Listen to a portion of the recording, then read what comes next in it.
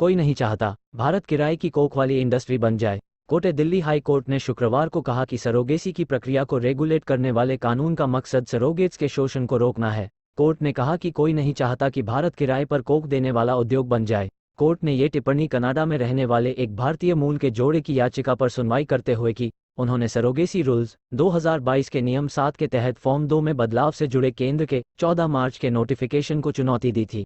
इसके जरिए केंद्र ने डोनर सरोगेसी पर प्रतिबंध लगाने के लिए सरोगेसी रेगुलेशन एक्ट में संशोधन कर दिया था। दिल्ली हाई कोर्ट ने कहा कि सरोगेसी की प्रक्रिया को रेगुलेट करने वाले कानून का मकसद सरोगेट्स के शोषण को रोकना है। एक्टिंग चीफ जस्टिस मनमोहन और जस्टिस मिनी पुष्करना की बेंच ने कहा, इस प्रजनन आउटसोर्सिंग पर विधायिका द्वारा अंकुश लगाया जाना चाहिए था और वह भी सुप्रीम कोर्ट के कहने पर हुआ।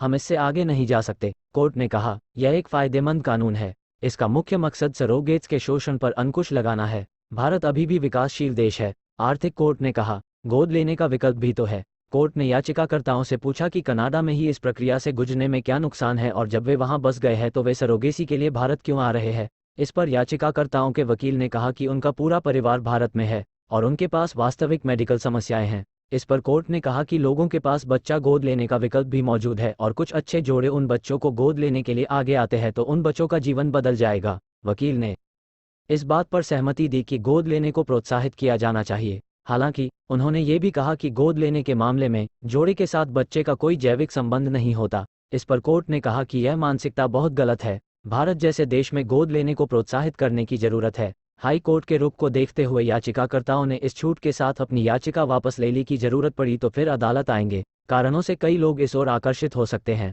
भारतीय उद्योग परिसंघ ने अपनी रिपोर्ट में कहा है कि इंडस्ट्री था।